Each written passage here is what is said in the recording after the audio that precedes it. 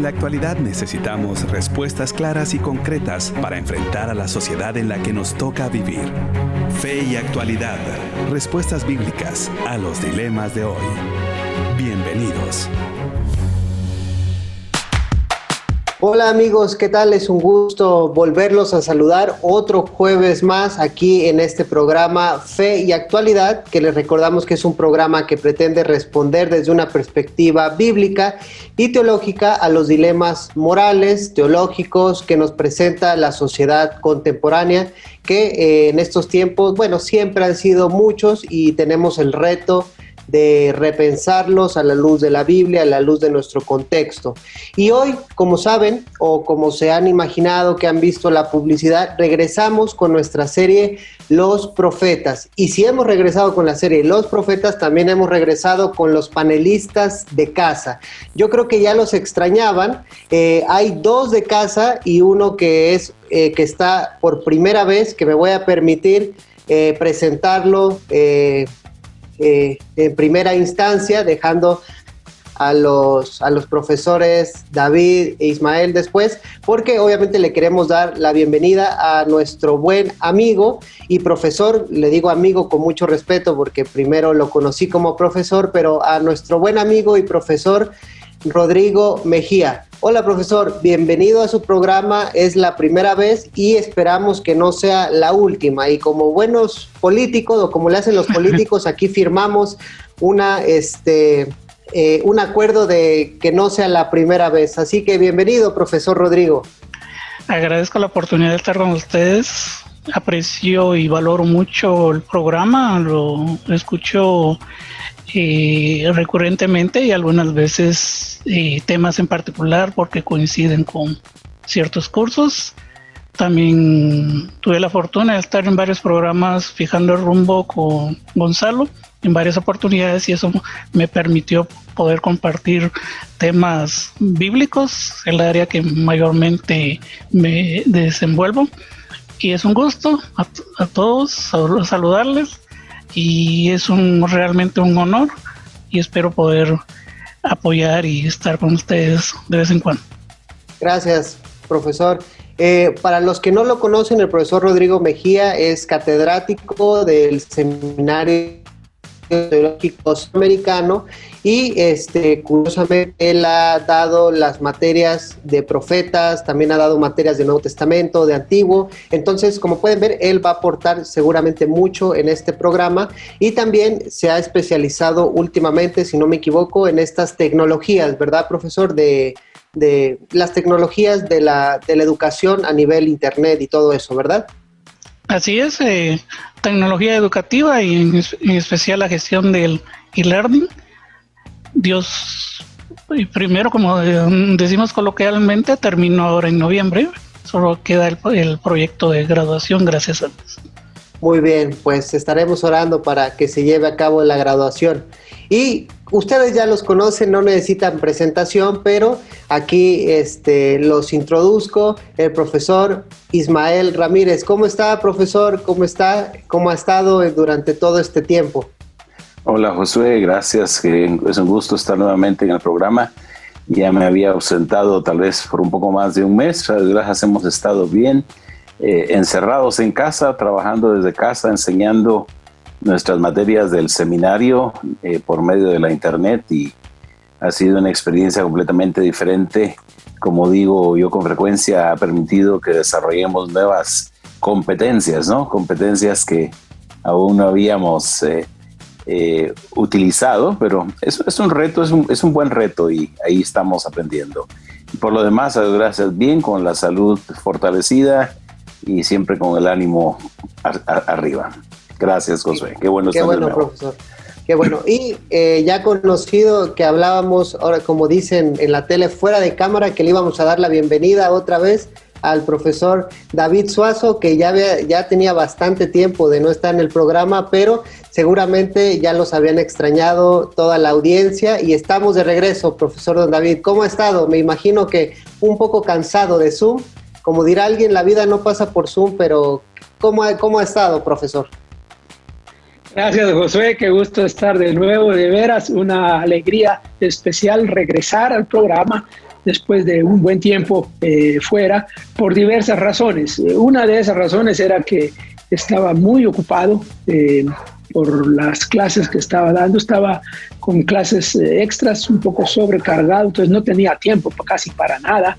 Y también había otros temas que el programa estaba abordando, que gracias a Dios pues hay gente disponible, personas que también aportan.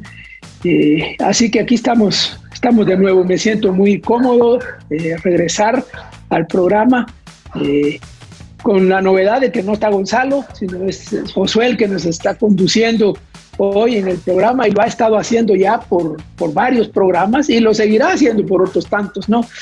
Mientras Gonzalo está atareado, ocupado. Así que qué bueno estar con ustedes de nuevo. Gracias, profe. Y bueno, en otros programas regresará el profe Nelson, el profe Branch, y como ellos se dicen, la pandilla de Fe y Actualidad. Pero hoy tenemos un tema, como yo les decía, regresamos a la serie Los Profetas, y hoy trataremos de abordar grosso modo el profeta Jonás, con un subtítulo que le hemos puesto: un llamado a la responsabilidad. Y la pregunta del día que hemos publicado es: en la historia de Jonás, ¿por qué Dios se arrepiente de castigar? Ya es una pregunta que suscita, yo creo que más preguntas que vamos a estar abordando, porque ¿Dios se puede arrepentir acaso, o nosotros podemos hacer que Dios se arrepienta? Bueno, ya lo vamos a ver, los profesores van a tener sus puntos de vista, pero antes de continuar, vamos a hacer una pausa y regresamos para entrar ahora sí de lleno al tema que necesitamos tratar hoy. Búscanos en Facebook como facebook.com/feyactualidad.fm. Hola amigos de Fe y Actualidad, ya estamos de regreso y les recuerdo el tema que estamos abordando es Jonás, un llamado a la responsabilidad. La pregunta del día es: en la historia de Jonás, ¿por qué Dios se arrepiente de castigar? Los animamos a que ustedes puedan contestar la pregunta, puedan participar, nos puedan dejar sus comentarios, sus dudas, y nosotros poder interactuar también con todos ustedes a través de las redes sociales. No recuerde que el programa queda grabado, recuerde que el programa queda grabado en Facebook, lo puede volver a repetir, lo animamos a que lo comparta en sus redes sociales, en WhatsApp, etcétera, para que otros también sean bendecidos, porque estamos tocando un profeta que a veces no es muy abordado. Y profesor Rodrigo, bueno, Jonás, rara vez, quizá en mi corta experiencia, rara vez yo he escuchado un sermón de Jonás, pero definitivamente es un libro que está en la Biblia y necesitamos abordar. Usted, no sé si lo ha dado en alguna ocasión, pero definitivamente es un libro importante. ¿Qué opina usted? Así es, bastante valioso el libro. He enseñado este libro varias veces en el seminario y he poder ver ciertas pistas o clave que ayudan mucho para entender el mensaje, el propósito, y será valioso tomar en cuenta ciertas estructuras, ciertos quiasmos, ciertas palabras que son importantes, claves. Por ejemplo, es clave capítulo 3, verso 8, la segunda parte. Ahí hay una palabra interesante, rapiña traduce la 60, pero la traducción es violencia, es opresión, que se puede ver en otros contextos para poderlo entender. Es valioso entender el trasfondo histórico. Sabemos la función de los profetas en cuanto a denuncia, además sobre la idolatría y el papel de Dios. Aquí se puede ver bastante detalles sobre Dios mismo, ciertos atributos que debemos ponerle atención. En contraste a Jonás y su actitud en comparación con los marineros. Además, como dije antes, Dios es soberano, porque al ver el desarrollo de todas las escenas que hay, podemos ver que él ordena al profeta ir y para que su mensaje en Nínive, donde se dan los hechos, pues sea un mensaje en el cual los habitantes se arrepientan. Y esto es clave y se debe relacionar con 3.8, porque ahí se ve que la maldad es la violencia, es la hazaña, la opresión. La palabra ahí jamás tiene ese significado, y Nínive no está en su apogeo. Eso será después. Y el contexto para entender el segundo libro de Reyes 14, en el periodo de Jeroboam, y posteriormente se pueden ver otros detalles. Libro de Nahum nos habla un poco más de los asirios, capítulo 3, verso 1, por dar un ejemplo. Vemos la hazaña de los asirios, y ellos, el mensaje es que se arrepientan, y sin duda tiene relación sobre ello. Palabras importantes, les digo yo, palabras claves, es el adjetivo grande, porque vemos que al inicio y al final en esta estructura se repite varias veces sobre Nínive, una ciudad grande, o sea, con mucha gente, tal vez no con de circunferencia tan prolongada en cuanto a sus dimensiones, pero populosa, y ese es el interés de Dios. Al ver que el profeta desobedece, sabemos que huye. Podemos observar que dicho profeta pues va a tener una experiencia, porque Dios va a mandar un gran viento. Observen que en el texto se habla de un gran viento, y de ahí viene una gran tormenta, y la nave está a punto de quebrarse. Los marineros se preguntan sobre el asunto y echan suertes. Se manifiesta Dios en medio de todo esto, se revela que él es el culpable, está durmiendo el profeta, y ante tanta pregunta pues decide: échenme al mar. Pero no lo hace por nobleza, sino según mi opinión, sino porque el profeta pues los va a inculpar de un inocente. Pero lo más irónico del asunto, él dice: temo a Dios. Esto en ese primer capítulo, verso 9, si los que ven el programa o lo escuchan, pueden ver en su Biblia, y dice: temo a Dios. Y el temor a Dios, como sabemos, tiene relación con no solo reverencia, sino obediencia. Y él no está obedeciendo a Dios. Ahí se puede ver que es desobediente, falta su compromiso con Dios, y es probable que sea por cuál es su opinión que tiene en contra de los asirios. Por eso podemos ver esta historia, que es interesante.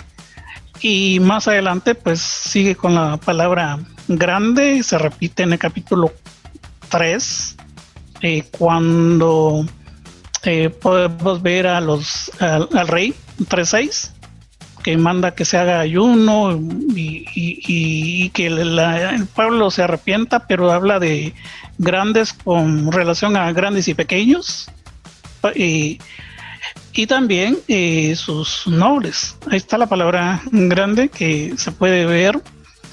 Y en el capítulo 4 también se observa, podemos ver varios detalles, se vuelve a repetir nuevamente. Quiere decir que estas palabras son valiosas para entenderlo, pero no olvidemos el trasfondo histórico y también cierto simbolismo visto ahí porque vemos poesía también, y es valioso entender esto. Gracias, profesor Rodrigo. Y con este panorama que nos has dado, profe, profesor Ismael, a mí me gustaría abordar para la audiencia de que Jonás, el profesor Rodrigo habló de la función profética. Que nos pueda dar su opinión o qué es la función profética, qué hacía un profeta, porque creo que es importante en este sentido, porque Jonás pareciera ser algo distinto. Los libros proféticos a veces se enfocan en el mensaje que da el profeta que le envió a Dios, pero el libro de Jonás parece ser más bien una narrativa acerca de un profeta, no tanto del mensaje, pero me gustaría que nos diera su opinión en cuanto a esto de la función profética y el distintivo del libro de Jonás en cuanto a mensaje profético. Muy bien, Josué, gracias. Bien, has expresado una de las cuestiones que pone a Jonás, por un lado, a diferencia de la mayor parte de los libros proféticos del Antiguo Testamento, porque como bien has dicho, la característica de los libros proféticos del Antiguo Testamento es dar un mensaje de parte de Dios, principalmente a la nación de Israel o a la nación de Judá, y a través de la nación de Israel y Judá a las naciones gentiles, pero es un mensaje de Dios. Aquí en el libro de Jonás realmente el único mensaje que se mira de parte de Dios es lo que Dios encarga a Jonás a decir, pero el resto del libro es una narración y parte del capítulo 2 incluso es una sección poética en la cual hay un salmo que expresa la oración, gratitud de Jonás estando en el vientre, hablando de la salvación o rescate de Dios, de la protección de Dios para su vida. Si pensamos en el papel de un profeta de Israel, el papel principal del profeta es ser un vocero de Dios ante el pueblo para que confrontar al pueblo principalmente cuando éste está en desobediencia de Dios, confrontar al pueblo en cuanto a sus pecados y en cuanto a la palabra de Dios y la importancia del arrepentimiento y la necesidad del arrepentimiento y el volverse a Dios. Con gran frecuencia los profetas dan precisamente eso, un mensaje de una oportunidad de arrepentimiento que Dios ofrece. Lo podemos leer en muchos de los profetas, tanto del periodo preexílico como el exílico, incluso posexílico, el llamado al arrepentimiento, a reconsiderar los caminos en los que se encuentran. Debido a la relación especial de Dios con la nación de Israel, en término amplio, incluyendo tanto a Israel del norte como a Judá del sur, esa relación de pacto por medio del cual Dios se había comprometido a ser el Dios de Israel e Israel a ser el pueblo de Dios. Y cuando el pueblo vive de una forma distinta de lo que Dios espera, entonces Dios envía a los profetas para señalarle su pecado, para señalarle aquellos aspectos en los cuales ha abandonado a Dios, le ha sido infiel, y lo que Dios espera y el cambio de conducta que Dios espera del pueblo. Así que el profeta es un vocero de Dios a su pueblo para hacer ver al pueblo la necesidad de vivir de acuerdo a la voluntad de Dios. En el caso de Jonás es un caso completamente distinto, porque a diferencia de cualquier otro profeta del Antiguo Testamento, Jonás no fue enviado a predicar a la nación de Israel o a la nación de Judá, sino que Jonás fue enviado a predicar a una ciudad pagana, a la ciudad de Nínive, que en algún momento llegó a ser la capital del imperio asirio, en el momento específico en el cual Jonás predicó, si se le fecha, alrededor entre el año 800 al año 760 antes de Cristo. La Nínive no era la capital de Asiria. Nínive fue la capital de Asiria más o menos, fue nombrada capital de Asiria más o menos un siglo después. Sin embargo, era una ciudad importante y probablemente en el momento en que Jonás fue enviado a predicar a ella, que aunque no fuera oficialmente la capital de Nínive, podría haber sido un momento en el cual el rey se encontraba allí. Las otras capitales como Asur, que fue una de ellas, se encontraban a pocos kilómetros de distancia de Nínive, así que no era del todo difícil que el rey estuviera en algún momento en la ciudad de Nínive. Pero el punto crucial en cuanto a Jonás es que es enviado a a un pueblo pagano, a diferencia del resto de los profetas del Antiguo Testamento. Así que no es un profeta que venga a confrontar al pueblo de Dios a vivir de acuerdo a la voluntad de Dios y cumplir su parte del pacto establecido con Dios. Es un profeta que es enviado a una nación, pero no se le envía como suele enviarse normalmente a un profeta a la nación de Judá, a presentar un mensaje de oportunidad, de arrepentimiento y de volver a los caminos de Dios. El mensaje con el que se envía a Jonás a Nínive es un mensaje de juicio. En el segundo envío, tras haber evitado inicialmente Jonás ir a Nínive, y luego del evento, de lo que ocurre en el barco, tal como nos lo ha resumido hace un momento Rodrigo, y después de que es expulsado por el pez en la costa, nuevamente Dios vuelve a hablarle y una vez más le hace el llamado a ir a Nínive. En esta ocasión ya Jonás ya no se resiste a ello, y es ahí donde Dios le da un mensaje más concreto: de aquí a 40 días Nínive va a ser destruido. Así que el mensaje a Nínive es un mensaje de destrucción. Sin embargo, por lo que vemos hacia el final del libro y en lo que se explica la razón por la cual inicialmente Jonás no había querido ir, es que el mensaje de juicio implica también que si hay alguien que responde, aunque no se le presente esa opción, pero que responde en arrepentimiento ante el anuncio del juicio, Dios siempre está anuente, dispuesto a otorgar el perdón y su gracia. Y ese es uno de los aspectos más sobresalientes del libro de Jonás, que Dios está dispuesto a dar su gracia. La pregunta para el día de hoy es ¿por qué se arrepiente Dios, ¿no? ¿O qué es lo que hace que Dios cambie su opinión? Y al final de cuentas, una de las cuestiones que debemos decir es que el arrepentimiento, como se expresa ocasionalmente en el texto bíblico, no es más que una simple manera de expresar en una manera antropomórfica, de acuerdo a lo que nosotros reflejamos, de acuerdo, o más propiamente antropopatética sería el término, ¿no?, que expresa las pasiones humanas. Es una forma de expresar o ver a Dios tal como nosotros lo veríamos, pero el arrepentimiento de Dios, cuando se expresa de esa manera, se refiere al hecho de que Dios siempre toma en consideración dar al hombre una oportunidad nueva, porque Dios realmente, como dice el apóstol Pablo en la carta a los Romanos, ha sido paciente, no tomando en cuenta los pecados, anticipando precisamente la oportunidad del perdón por medio de la obra en Jesucristo. Aunque esto es un asunto muy posterior, lo que podemos ver aquí es que siempre va en consideración todo mensaje de juicio, lleva la posibilidad de la misericordia de Dios si hay respuesta de arrepentimiento, ¿no? Ahora, gracias, sí. Bueno, está bien. Entonces, en el caso de Jonás, el punto es que si él no fue enviado a predicar el arrepentimiento, el mensaje que llevaba implícito la oportunidad de ese arrepentimiento, y enviado a una nación que no es la nación ni de Israel ni de Judá, sino a una nación pagana.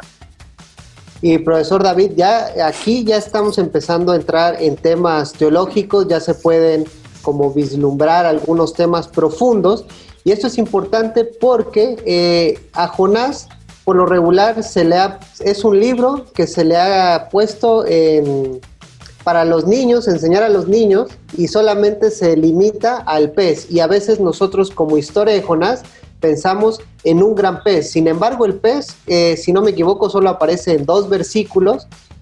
Claro, es algo llamativo para nosotros, pero no es el mensaje principal, ¿verdad? Que si el pez, que si existe, que qué pasó con el pez, sino hay otros temas profundos. Y incluso, no sé usted qué opine, es un libro donde hay ironía, hay un poco como de chiste, en el sentido de que hay personajes estereotipados que uno dice, ellos van a responder de cierta manera, pero el libro cambia totalmente, porque unos marineros paganos, Nínive se arrepiente, incluso los animales entran en ayuno, pero un profeta de Dios hace todo lo contrario de lo que esperamos. Entonces es un libro que tiene varios temas que tocar y profundos. Bueno, es cierto, tienes razón. Tú dijiste al comienzo que el libro como que no es muy conocido, como que no se predica de este libro y como que no es objeto de tanto estudio. Bueno, mi experiencia es otra, desde niño. Es un libro muy popular, especialmente entre los niños, porque es una historia. Y las historias son populares entre los niños. De las historias bíblicas que más se cuentan es la historia de Jonás, precisamente. También en años más recientes se ha vuelto un libro muy popular para aquellos que hablan de misiones, y se presenta a Jonás como el misionero rebelde. Y llamar la atención hacia la obediencia al llamado de Dios por el lado de las misiones, especialmente las misiones transculturales. Y el caso de Jonás se ha usado para eso, precisamente por lo que ya se mencionó, lo que mencionó el profesor Ismael, de que Jonás va a otro pueblo, a otra nación, tiene un ministerio transcultural, y va y cruza fronteras. Bueno, para empezar, hablando de lo que ha sido popular o cómo se ha usado el libro de Jonás, hasta hay cantos que los niños se saben de memoria sobre Jonás. Pero bueno, Jonás se ubica, ya hemos hablado de otros profetas más o menos de la misma época de Jonás. Profeta Amós es de la misma época más o menos. Tal vez Oseas también de la misma época, que fueron profetas en el reino del norte, en el siglo VIII, durante el reinado de Jeroboam II. La mención de Jonás aparece allá en 2 Reyes 14 con Jeroboam. Sí, y se menciona brevemente, nada más. No se habla mucho de Jonás, pero se le ubica y tenemos una ubicación histórica bastante clara de dónde está Jonás. Y sí, parece que sí profetizó en el reino del norte algo. No se dice qué, no se dice cuánto, no se dice nada de su mensaje, pero se le ubica allá durante el reinado de Jeroboam II, que es el periodo más próspero, digamos, del reino del norte, y relativamente en paz, y es una época, pues, propicia para el desarrollo económico, social, político incluso. Pero Jonás es conocido no por lo que hizo ahí, sino por lo que hizo afuera, por lo que no hizo primero y por lo que hizo después. Pero hay un asunto que mencionaste así de paso.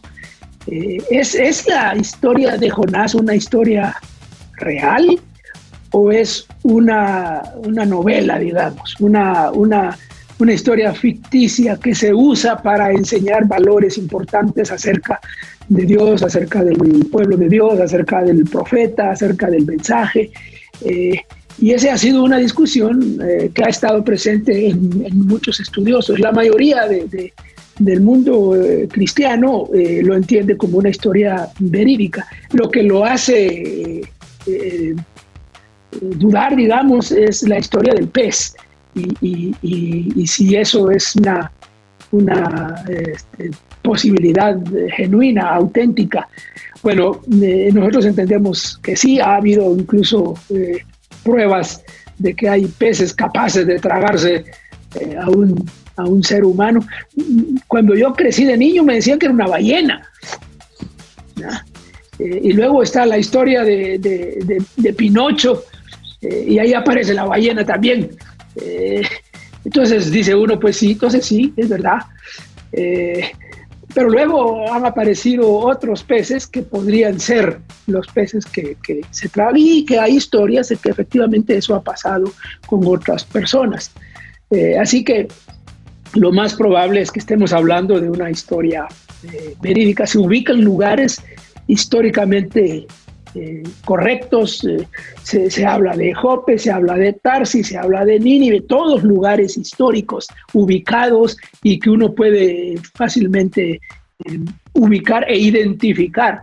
Así que todo gira alrededor de una historia real, una historia auténtica. Además, Jesús mismo hace referencia a la experiencia de Jonás como un símbolo de su propia experiencia de la muerte y la resurrección, lo cual viene como a reforzar la idea. Bueno, la historia va, cada capítulo es como una escena, ¿no? El primer capítulo es la escena de la desobediencia. El segundo capítulo es la escena de la oración y de la petición de ayuda y la gratitud de Jonás. El tercer capítulo es el trabajo que Jonás debió haber hecho desde el principio y la descripción de eso. Y el cuarto capítulo es la tristeza de Jonás y la decepción de Jonás. Son 4 escenas. Y es curioso que el libro termina con la escena de la decepción de Jonás, la tristeza, el desencanto, por así decirlo, ya que Dios libra a Nínive del juicio y a Jonás no le gusta. Y es razonable, es entender esa emoción de Jonás. Aunque Nínive todavía no era, y Asiria todavía no era la gran potencia que lo llegó a ser después, ya era vista como enemigo de la nación. Entonces, irle a predicar del juicio, pues tal vez, pero como decía Ismael, hay oportunidad y entonces mejor si no. Y luego el arrepentimiento viene a complicarle la teología de Jonás, porque Jonás no está muy contento con lo que ha pasado, con lo que Dios ha hecho, con la salvación y la liberación de Dios. Y se ha usado Jonás como un etnocentrismo. Jonás está centrado en su pueblo, en su nación, y como que como que Dios es judío y no tiene nada que ver con las demás naciones, o Dios es israelita y no tiene nada que ver con las demás naciones, y el plan de Dios es israelita y las demás naciones no juegan, solamente para juicio. Así que ahí podemos ver esa historia que nos da muchas lecciones que nosotros podemos aprender ahora. Gracias, profesor David. Bueno, como pueden ver, Jonás puede dar mucho de qué hablar. No solamente nos tenemos que centrar, como se ha dicho, en un tema, en el pez que a veces se centra, sino hay múltiples temas que podemos abordar. Como pueden ver, la conversación se puede abordar de distintas maneras. Yo les recuerdo la pregunta del día, que es: en la historia de Jonás, ¿por qué Dios se arrepiente de castigar? Les invitamos a que participen, a que nos envíen sus comentarios, y mientras tanto vamos a hacer una pausa para que ustedes vayan a rellenar su botella de agua, se sirvan más café, para que sigan atentos a la plática que estamos teniendo. Búscanos en Facebook como facebook.com/feyactualidad.fm. Hola amigos, ya estamos de regreso otra vez para seguir platicando, dialogando, reflexionando sobre el libro de Jonás, y lo hemos subtitulado Un llamado a la responsabilidad. Y les recordamos la pregunta del día: en la historia de Jonás, ¿por qué Dios se arrepiente de castigar? Y para abordar este libro, pues ustedes ya han visto que estoy con los profesores Rodrigo Mejía, el profesor Ismael y el profesor David Suazo, como le dicen, Don David también de cariño, y así se le conoce. Y profesor Rodrigo, bueno, siguiendo con la temática de Jonás, hemos abordado el panorama general del libro, hemos tocado algunos temas que han salido ya a la luz. Sin embargo, usted abordó algo sobre la estructura, y yo sé que en sus clases a usted le gusta abordar las estructuras globales del libro, viendo cómo hay como una secuencia, algunos contrastes. Entonces, usted abordó de que en sus clases así lo aborda una estructura, son 4 capítulos, pareciera que el 1 al 3 es un encuentro de Jonás con otras personas, el 2 y el 4 contiene palabras u oraciones de Jonás, pero ¿qué más nos puede relatar sobre esta estructura literaria, sobre el libro? En particular hay inclusiones literarias y hay un quiasmo en el primer capítulo, por dar un ejemplo. Sabemos que inicia el mandato de Dios al profeta, que él debe ir a Nínive, la gran ciudad, y así culmina el libro. Si nosotros podemos ver en estas citas, está en el primer capítulo al inicio, podemos ver esa gran estructura, pero esa gran ciudad, y se vuelve a repetir en 4:11. Ahí vemos esa inclusión literaria. También un quiasmo que se puede observar en la sección está en 1:4. Cuando Yahvé lanza un viento hacia el mar, cuando el profeta decide desobedecerle y alejarse de él. Y en el quiasmo, pues hasta el verso 15, al comprobar en nuestras Biblias, pues verso 15, pues los marineros lanzan al profeta hacia el mar.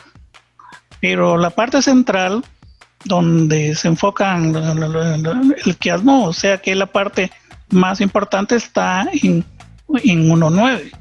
Ahí podemos observar que él dice: yo temo a Dios. Como señalé en mi primera participación, él lo dice de manera hipócrita, porque Dios está obedeciendo a Dios y los marineros tienen gran temor. Ahí se puede ver en el contexto esos contrastes que son interesantes. También hay otra inclusión, por lo que se habló del pez, gran pez. Eso está en 1:17. Si no estoy equivocado, pero podemos comprobar en nuestras Biblias, sí está en la parte final del primer capítulo. Eso es 1:17. Pero cuando vamos hasta 2:10, y mandó Jehová el pez, ahí está, y vomitó a Jonás en la tierra. O sea, Dios es soberano, ¿no? En mandar no solo el viento, la tormenta, manda el pez. En este sentido, se da el salmo mientras él está dentro de él. Y podemos observar también detalles de no solo de la estructura, sino la soberanía de Dios al mandar la planta para darle sombra, pero también el gusano que lo mata, y todos estos elementos se ve como participa Dios para darle una gran lección. Así que es valioso ir entendiendo estas estructuras que son valiosas, y también las palabras que son clave, ¿no? Para ver cuál es el enfoque principal de lo que está escrito en esta estructura. Muy bien.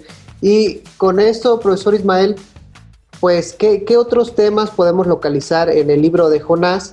Ya que, bueno, ya vimos de que hemos hablado un poco del profeta, su función, y hay un poco de humor porque en 1:1 dice: vino la palabra de Jehová o de Yahvé al profeta. Inicia como un libro profético, sin embargo se desarrolla como un antiprofeta, porque no va y obedece al Señor, sino precisamente dice que fue, pero en dirección opuesta a lo que quiere el Señor, y de ahí el Señor parece que lo va como acechando o persiguiendo a Jonás para que haga su voluntad. Entonces, en este capítulo 1, ¿qué podemos aprender en esta relación entre Jonás y Dios, la desobediencia y Dios yendo detrás del profeta.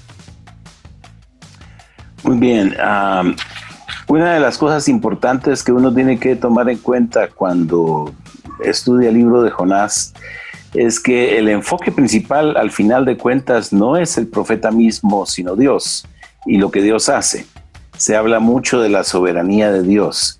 Dios que habla al profeta, Dios que prepara el viento, Dios que prepara el pez, Dios que prepara, hace que crezca la calabacera, o algunos dirían mejor referirse a ella como un ricino, Dios que prepara al gusano que mata la calabacera o ricino.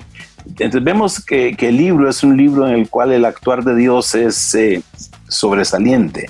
Es un libro que pone de relieve, la soberanía de Dios, pero también pone de relieve, y la pone cuando, incluso en palabras de Jonás, cuando él dice que él teme a Dios, teme a Yahvé, el Dios creador de los cielos y la tierra, ¿no?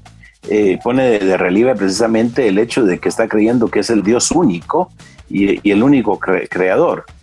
Y también se pone de relieve la misericordia y la bondad de Dios, el hecho de que Dios no solo es el Dios de la nación de Israel, como lo vería quizá un profeta nacionalista, como algunos han señalado a Jonás, sino que es el Dios de todas las naciones, que se ve ofendido por el pecado de las naciones, puesto que el libro comienza hablando de que la maldad de la ciudad de Nínive ha subido hasta Dios, de suerte entonces que Dios se fija no solamente en el pecado de la nación de Israel, sino en el pecado de las naciones, y Dios es un Dios que es soberano, porque es un Dios que puede juzgar también a las naciones.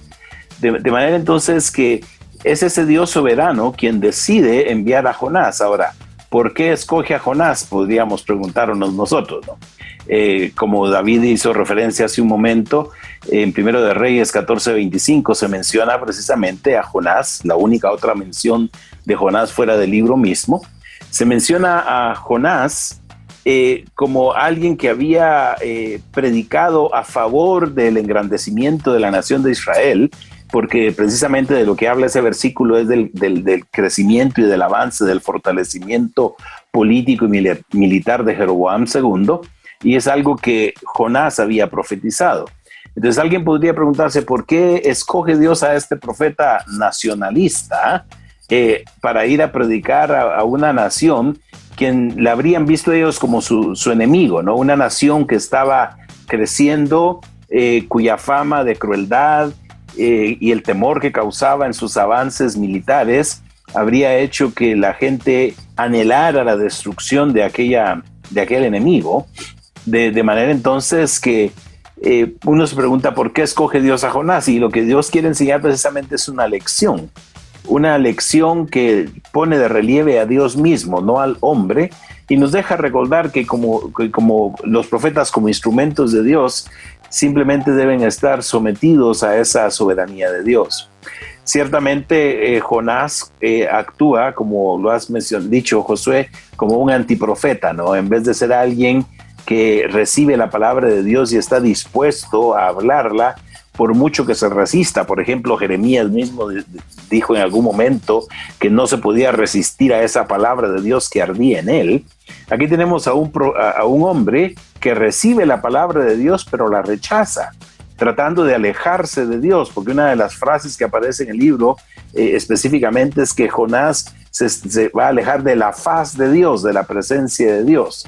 En vez de ser, por ejemplo, como un profeta como Elías, quien se dice que estaba siempre en la presencia de Dios, que es algo que Elías dice, ¿no? Vive Jehová en cuya presencia estoy.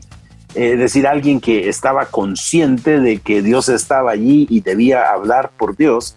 Tenemos aquí un profeta que ha recibido la palabra de Dios y se reniega a esa palabra, alejándose de Dios.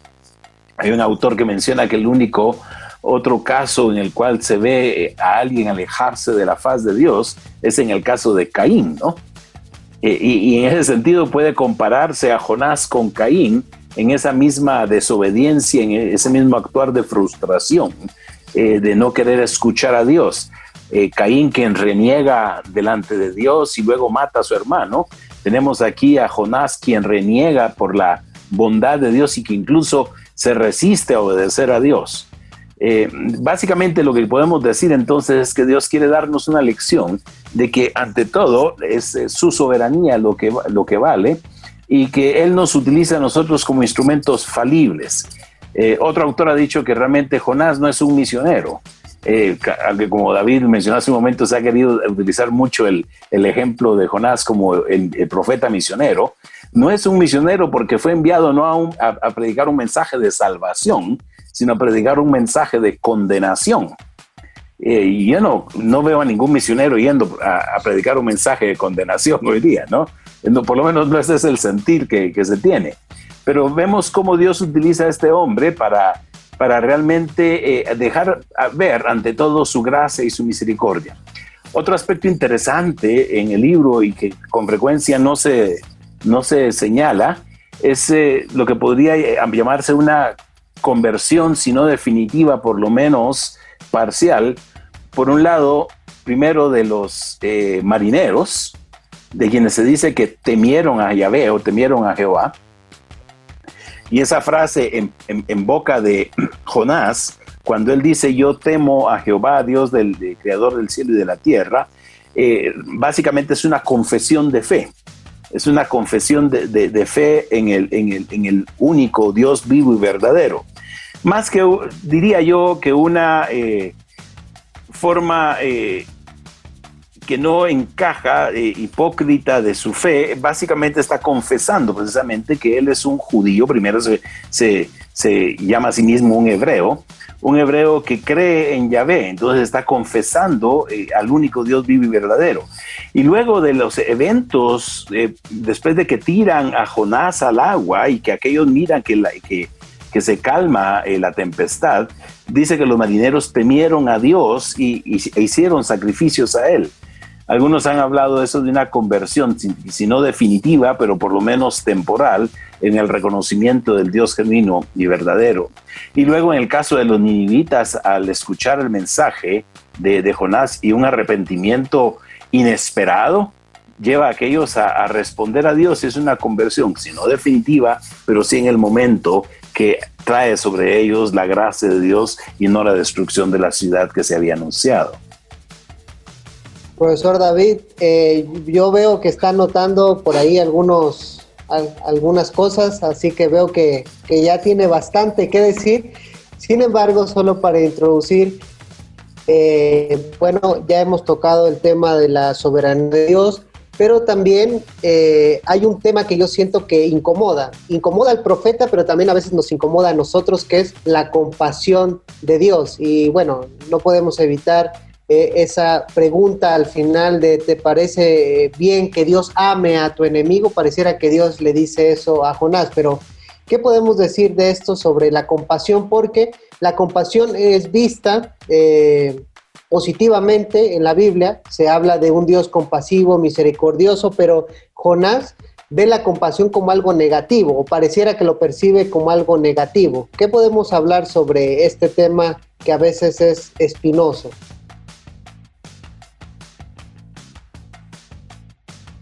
El audio, profe.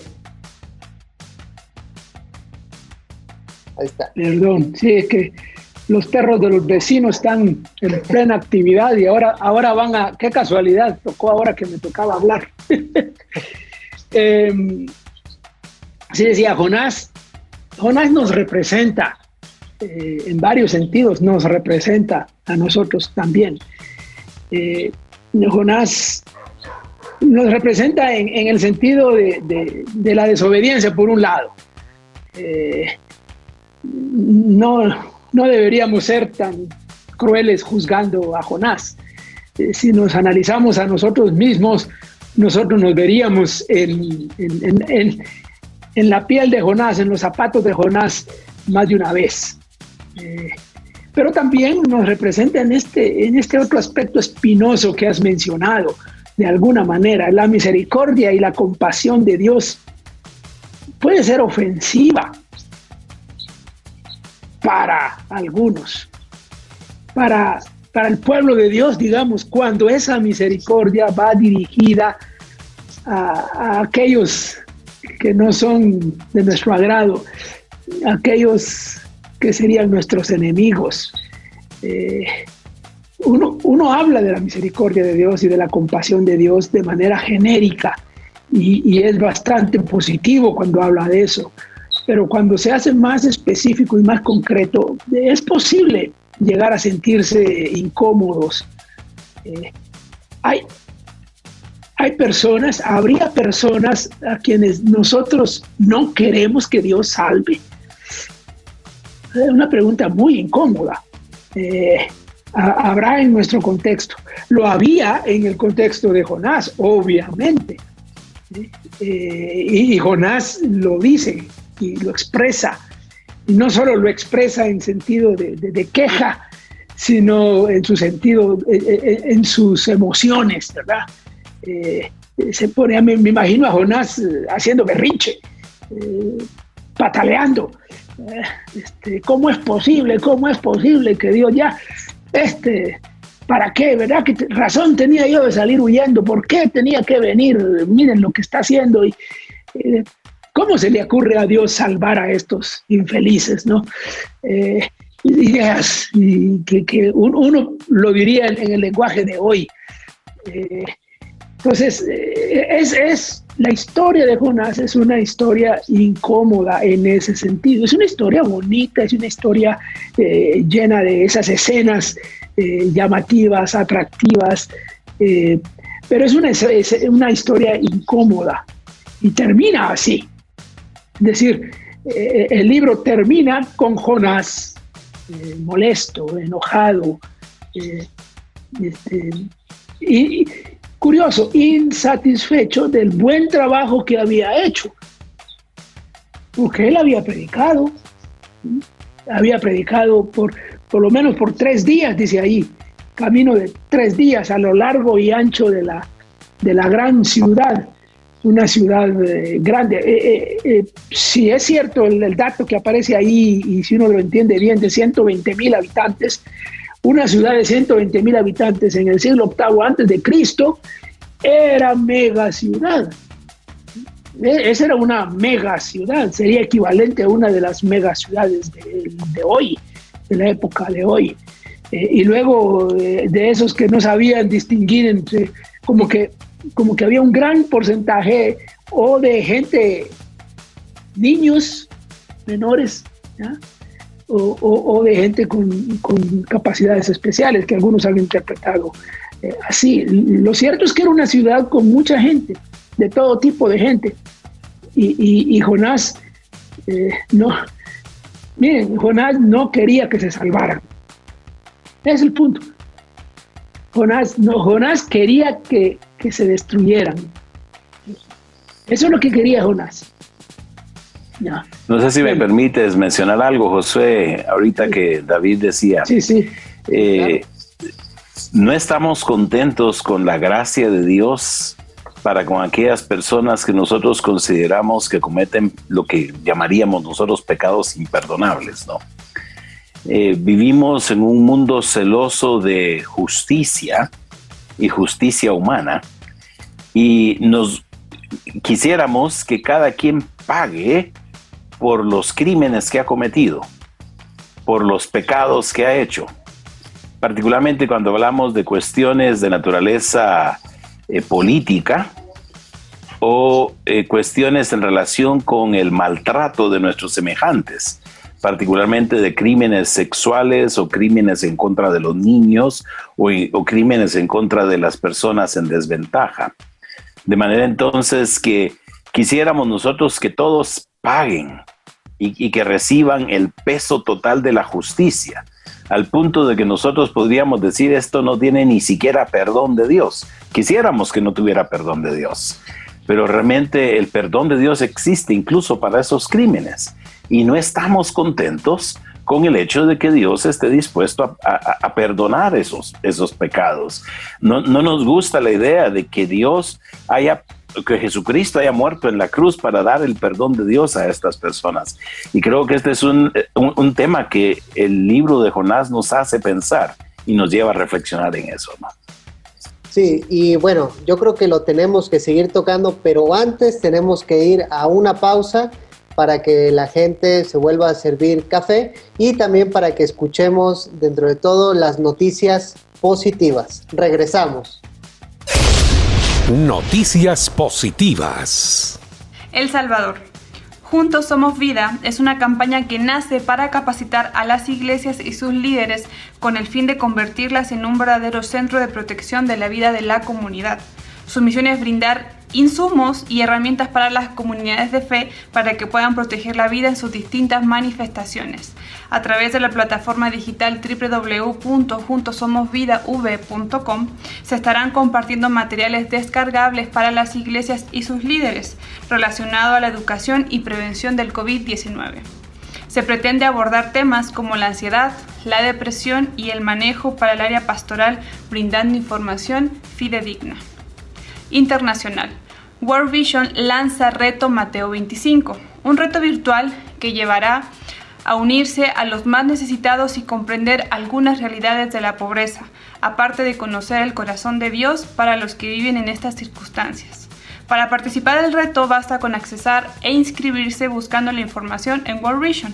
El reto se desarrollará la semana del 28 de septiembre al 4 de octubre y cada día de esta semana Alex Campos y World Vision te invitarán a realizar el reto diario.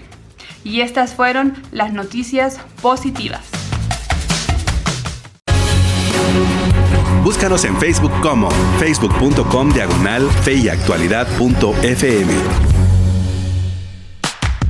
Amigos, ya estamos de regreso para seguir platicando. Yo sé que ustedes se quedaron picados con el segmento anterior cuando ya entrábamos a las implicaciones actuales, porque a veces es fácil, ¿no? Leer el libro y decir, ay, este profeta que no entiende a Dios, pero lo curioso, lo bonito de la Biblia es que a veces es como un espejo donde nosotros nos podemos ver reflejados, también nos podemos incomodar y las preguntas que le hace Dios a Jonás también pueden ser las preguntas que Dios nos hace a nosotros hoy día. ¿Tenemos razón para estar enojados? ¿Qué acaso no puedo ser misericordioso?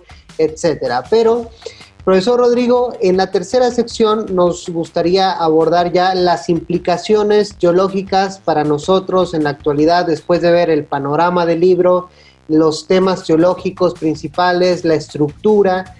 Ahora, ¿qué nos dice Jonás a nosotros hoy? ¿A qué nos invita? ¿Qué nos invita a hacer? ¿Qué nos invita a cambiar? ¿Qué nos invita a pensar? En términos generales, ¿cuáles son las implicaciones para nosotros de este gran libro?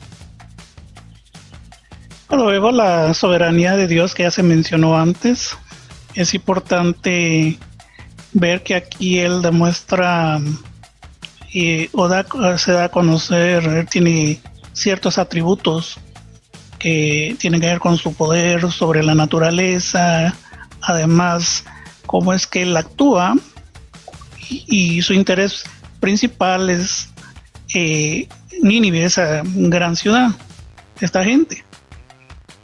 Y sabemos que eran los asirios, ya lo hemos comentado, pues, gente que se caracteriza por ser violenta, opresora, y se puede ver en otros profetas esto. Pero Dios se compadece de ellos. Si nosotros vemos, por ejemplo, cómo es que Dios actúa, de esos atributos cuando lo vemos en la Biblia, o cómo es que Él se da a conocer, pues se espera que el lector, es decir, nosotros o cualquier otro lector, procure imitar aquellos atributos de Dios que tengan que ver con acciones. Y aquí es la compasión. Si nosotros leemos 4:10 y 4:11, pues la 60, por ver un ejemplo, nos ve ese contraste entre el profeta y Dios. Por ejemplo, dice la 60, y dijo Jehová, tuviste tú lástima de la calabacera, José. Pero ¿cuál es el contraste? En el 11, y no tendré yo piedad de Nínive, aquella gran ciudad. La palabra piedad o lástima, como traduce la 60, según el hebreo, es como compasión, digamos. Entonces, versiones como la Nueva Biblia de las Américas o NBI traducen compadecerse. Vemos cómo es que Dios se compadece de esta gente sanguinaria, violenta, opresora, y cómo el profeta, si él se compadeció de esta planta, cómo no he de compadecerme yo de esta gran ciudad. Vemos ese contraste entre uno y el otro, y es difícil para nosotros tratar de imitar esas acciones, pero es porque prejuicios podemos tener de la gente en general, ¿no? Gente que no es creyente, de cualquier clase, o gente mala. Lo que vemos en nuestra actualidad no es tan fácil para aquellos que han vivido una experiencia tan dolorosa o negativa de otros que se han enseñado en hacerles daño. Es bastante complejo, difícil, pero ahí podemos ver la compasión al final, ¿no? Como para imitar. El temor a Dios es otro asunto importante porque es la vida diaria del israelita, mencionado de Deuteronomio, en Proverbios, en la literatura poética, etcétera, y se puede ver la obediencia a Dios en cuanto a sus preceptos, el estilo de vida, el respeto que merece Dios, porque ese es el otro lado de la misma moneda, el temor a Dios, y él en ese momento no lo hace. Podemos ver esto. O sea, ahora hay en la actualidad grupos de diferente clase, ¿no?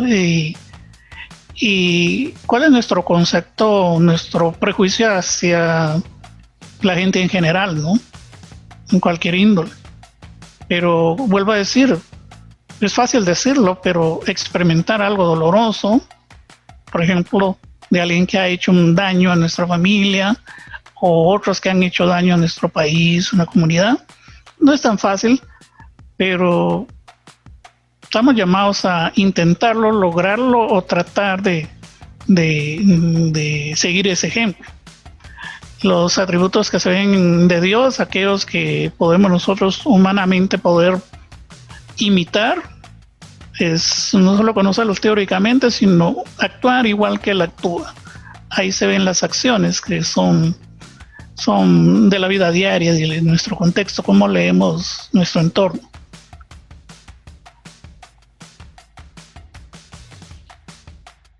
Recordando la pregunta del día, en la historia de Jonás, ¿por qué Dios se arrepiente de castigar? Y profesor Ismael, pues la misma pregunta para usted con base al tema de Jonás, y esta última pregunta que parece ser escandalosa, ¿no? Para nosotros, cuando Dios le dice que tienes misericordia de esto, pero no de ellos, y pareciera que en la actualidad esa pregunta es todavía muy pertinente, porque como cristianos a veces hay grupos de personas o segmentos a las que a nosotros no nos gusta, o a veces tenemos mucha misericordia por un sector de personas, pero por otros sectores estamos dispuestos a mandarlas al infierno, o como decía el profesor David, que ellos, bueno, y ahorita no me acuerdo la palabra que ocupó, pero estos que se vayan al infierno, que se pudran. Entonces,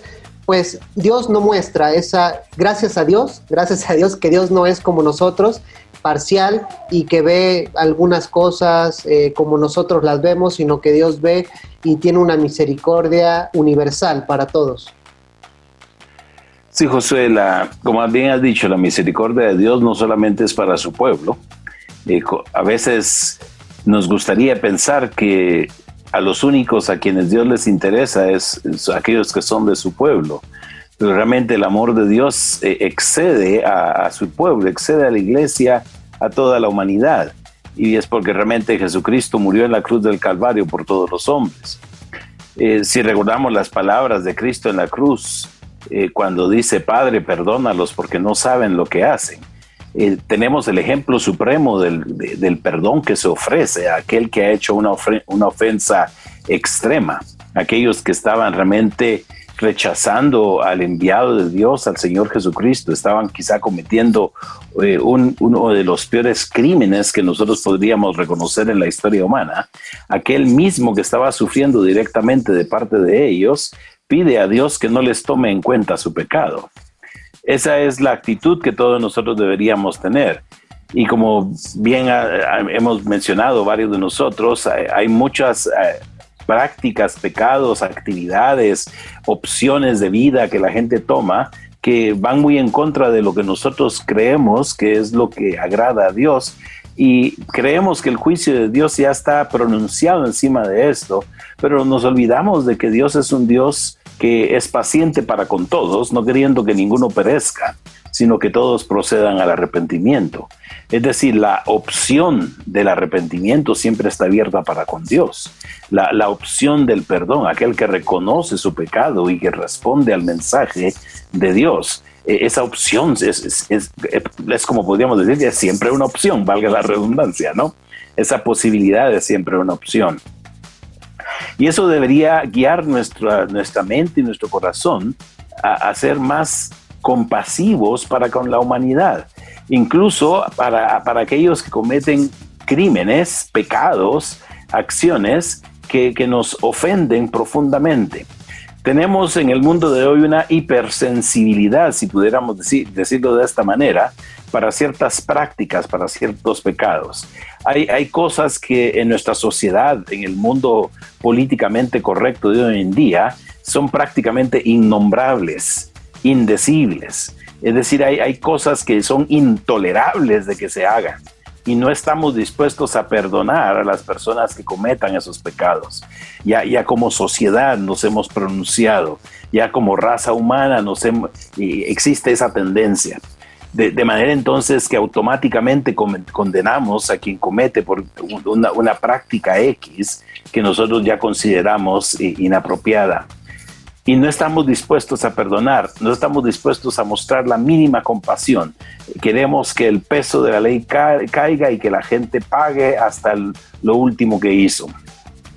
La pregunta para nosotros es, ¿realmente estamos reflejando el corazón de Dios con esas actitudes? Y esa es la pregunta que Dios le hace a Jonás, ¿no? Entonces tú te entristeciste por algo por lo que ni trabajaste, ni lo hiciste crecer, ni lo cuidaste. Y ¿cómo no voy a tener yo compasión de toda esta gente? Él es su creador, Dios es el creador de todas las personas. ¿Cómo no voy a tener compasión de esta gente?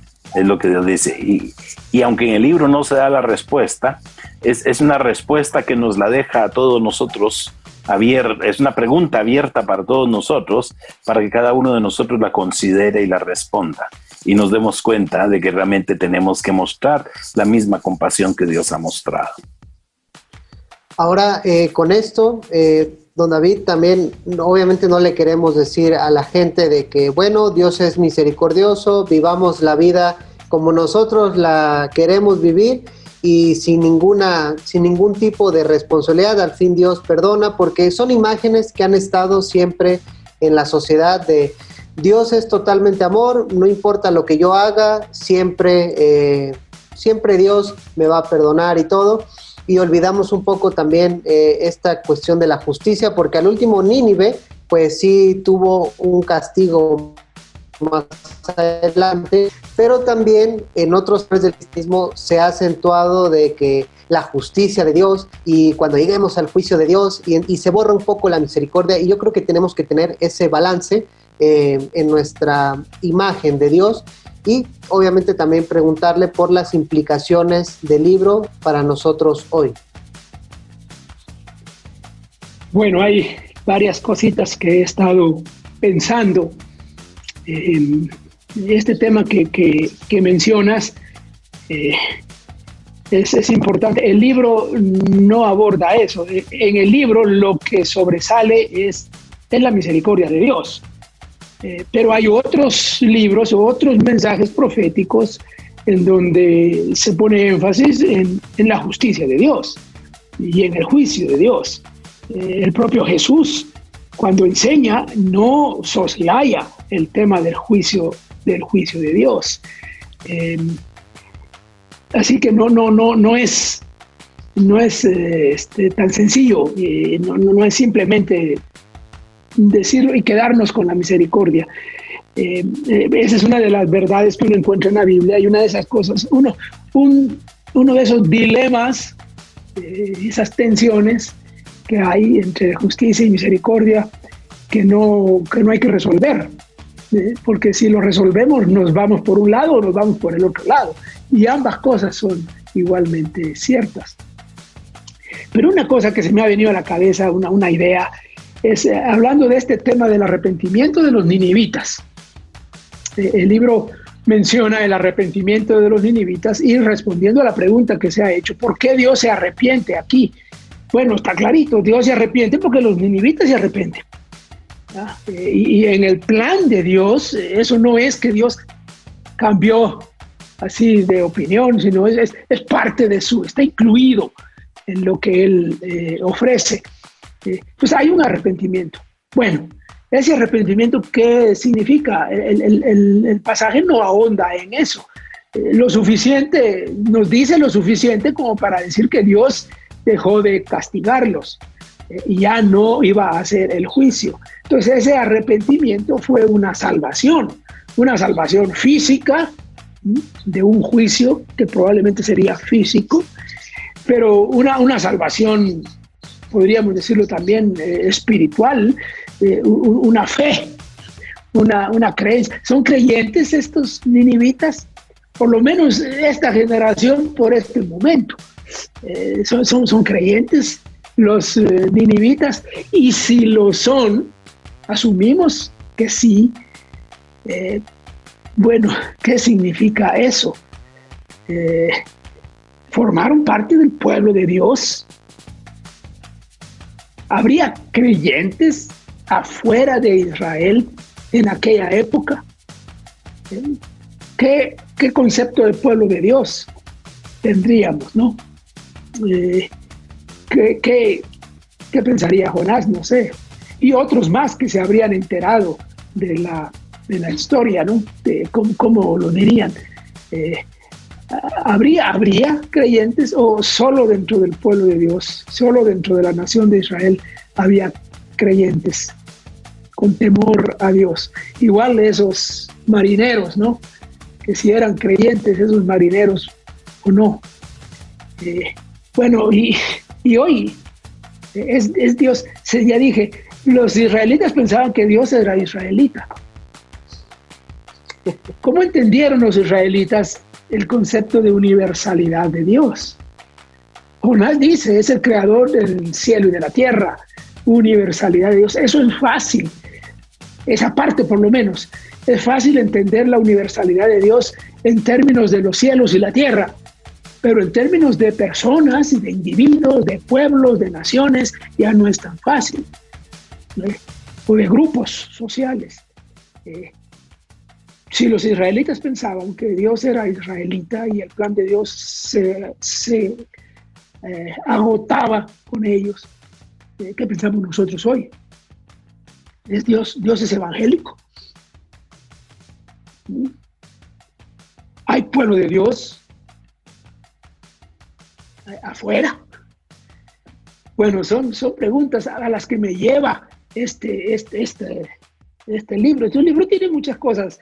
Probablemente ni habíamos pensado en cosas así, pero es un tema que ha estado ahí, que a mí me ha llamado la atención y que ahora me sale.